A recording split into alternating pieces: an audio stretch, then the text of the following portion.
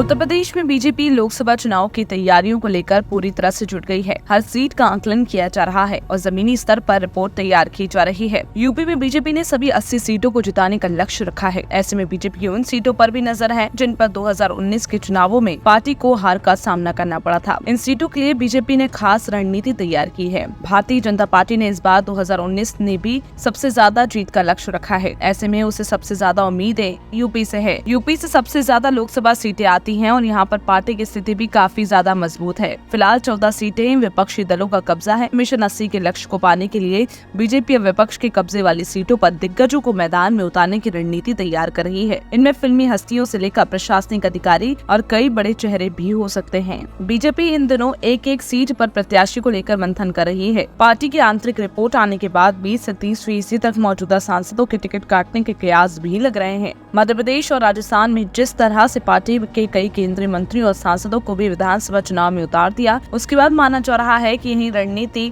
UP में भी देखने को मिल सकती है। बीजेपी योगी सरकार के दिग्गज मंत्रियों, इसके अलावा कैबिनेट मंत्री और राज्य मंत्रियों को चुनाव में भी उतार सकती है। खबरों के मुताबिक इस बार यूपी की राजनीति में कई बड़े चेहरे चुनावी मैदान में नजर आएंगे। पार्टी का फोकस उन 14 सीटों पर है जिन पर सभी विपक्षी दलों का कब्जा है। माना जा रहा है कि पार्टी बसपा के मौजूदा सांसदों को भी बीजेपी में शामिल कराकर चुनाव मैदान में उतार सकती है। इसके अलावा अन्य पार्टियों के जाने माने चेहरे, जातीय समीकरण को देखते हुए कई नेताओं को बीजेपी में शामिल भी कराया जा सकता है। यूपी की बड़ी सीट पर बड़े चेहरे उतारे जाएंगे। इनमें मोदी सरकार के मंत्री राजनाथ सिंह, स्मृति ईरानी, पंकज चौधरी, अनुप्रिया पटेल, कौशल किशोर, संजीव बालियान, जनरल वीके सिंह, भानु प्रताप वर्मा, कई बड़े चेहरों को मौका दिया जाएगा। इसके अलावा अयोध्या, गोरखपुर, प्रयागराज, कानपुर जैसी सीटों पर फिल्मी जगत की हस्तियों को लेकर टिकट भी दिया जा सकता है। तमाम बड़ी खबरों पर हम आपको अपडेट देते रहेंगे, लेकिन तब तक के लिए आप हमारे चैनल को सब्सक्राइब करें।